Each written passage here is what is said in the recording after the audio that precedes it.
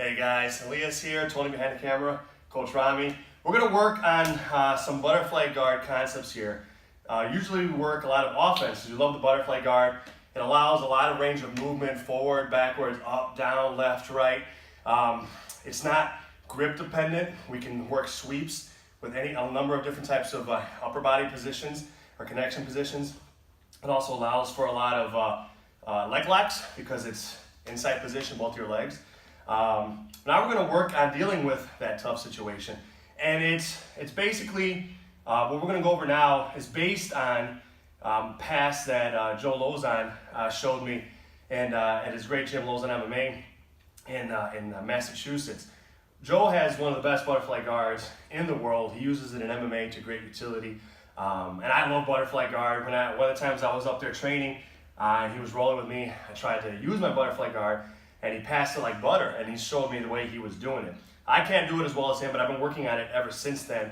And so it's a little bit different. There's some things we're going to talk about that he didn't talk to me about, but which he does great and far better than we do. But first things first, before we get to the pass, we just want to talk about some basics. For the butterfly guard, the guy that uses butterfly guard effectively, ideally he's sitting up with his butt behind him, and he's got about 90 degrees, a little less than, but about 90-degree angle in his legs. This allows him to engage his quads really nicely to extend and go side to side. So I want to address these two things off the bat. One, I'd like this gentleman not to be sitting up. I'd like to pressure him to his back. Two, I want to put his heels to his butt. If his heels are here, it makes it harder for him to engage his really strong muscle group here, his quads. So we're fighting this fight with inside position of their upper body, just like we would want if we were wrestling on our feet. Inside position here, pressure with the head, I'm scooting in. And this is a fight. This gentleman might have to try to scoot backwards, frame on my face and get space, and I gotta fight. This is a fight.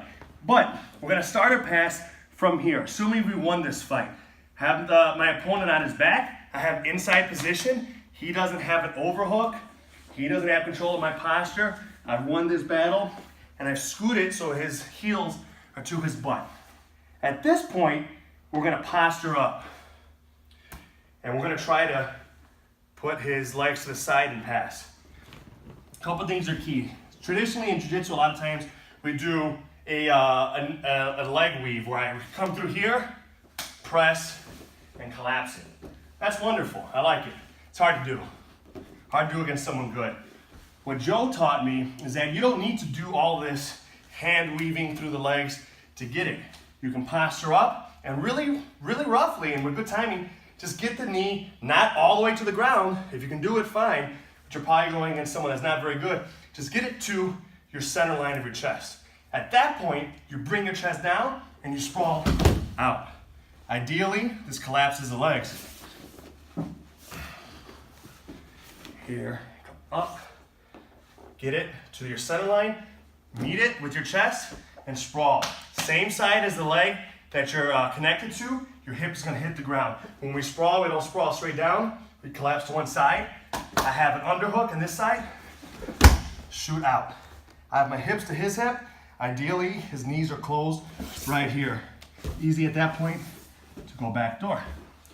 One thing I wanna point out, when we posture up, we don't just posture up, we shoot our hips forward. If I posture up and don't shoot my hips forward, he's just gonna scoot back and I have to start this fight again. Go ahead and scoot back. Now I've gotta deal with this gentleman at an angle, at a range I don't want to. I work so hard to get him jammed up. We wanna keep his heels to his butt. When I posture, I shoot my hips up so that at least for a moment, I keep those heels to his butt. So it's a posture, hips forward. Similar concept if we were standing or popping up to our feet, hips forward here. If you're in a fight, it's a good position to throw punches. Back down, even here. Back down. And back down. We can go for the pass even if we're not doing strikes. We're gonna posture up, hips forward. 2-on-1. Rough as you can. They're not gonna give it to you. Rough, just to the center of your chest. Meet your chest, underhook, or this little club here, sprawl. Collapsing his legs together. We're gonna go backdoor, meaning moving towards my back, get cross side. We're gonna work in two variants. Sometimes when we try that, we successfully get here. We successfully jam him up, get to the side, and go. But even though I've collapsed his legs, he might have a little hook here, making it hard, and seemingly, to go back door. It's not that hard. I'm gonna collapse it manually, step around. That hook, press down, come back door. A little bit more difficult, a little more advanced of a guard player, even if I get the jump on them, come here, successfully go down, he might just not let me collapse. He's not just hooked, but he's got this live. So what I'm gonna do, this makes it hard for me to go back door immediately, but it gives me an opportunity to go for a knee weave. My knee, my right knee, is gonna shoot through the space that he's giving me through his resistance. And I'm here. Now I'm hip to hip. I have my underhook on this side, head position. Ideally, I'm moving his hips to one side and his head to the other. And it's uncomfortable. It's good control, and from here we can work for the backdoor pass. If you'll look, Tony, my foot is the inside of his leg right here. I don't have to, I can just come here. Difference between here and here. Inside, outside. Now, I can have this outside, that's fine, but I better maintain pressure. Because if I don't maintain pressure on my opponent, he could turn and work for leg locks here, right? So I'm gonna maintain pressure, but I like a little extra security and just weaving it in. If I don't maintain pressure and he swims in for it, it's not immediately there because I'm hooked on the inside, all right? So we'll back up. We'll go through that again. We do the fighting, get him to his back, maintain inside position so he doesn't have overhooks, he's not controlling my posture. My posture and my time is my own. I've jammed his heels to his butt. We posture up and we shoot our hips forward at the exact same time to keep his heels to his butt. Here, two hands, just to the center line. Meet it, sprawl. I have on my near shoulder, on his near shoulder, on the far one, or just on the ground is fine. I like near shoulder. Now he's resisting, he's hooking, and he's live. I can't go backdoor. I'm gonna shoot this through, I have good control. From here, in Jiu-Jitsu, the guy knows I might wanna come over for a pass to the mount, so he's blocking this, right? This is why in a fight, we take advantage. He's blocking my pass, I'm throwing punches until he's more worried about his facing damage than the pass. From here, walk it up, chop this knee to his torso, other leg comes up, around the other side, and we're in the mount. One more time. Here. Fights it, space, shoot through. He's blocking this pass. He knows it's coming. He doesn't want me to go easily. Punching, so he's more worried about his face. We walk up. The knee comes pinching to his body. Come up around the other side. We can do it even without strikes.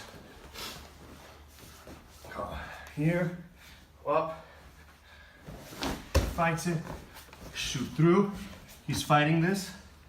I can weave through, start walking up, that's fine. Or we can manually go backdoor. So that's one series off of a few different concepts. Again, that Joe Lauzon showed us a couple years ago now.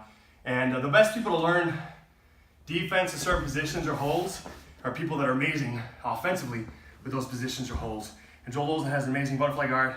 He knows how to pass it very well as well. So keep these things in mind. A couple of key principles. When we do that initial fighting, the pre-fight, passes and submissions don't happen in a vacuum. There's a lot of micro battles that happen before that. In this case, we want the person who's trying to use their butterfly guard flat on their back. We want their heels to their butt. We want inside position so they're not overhooking or underhooking on our arms.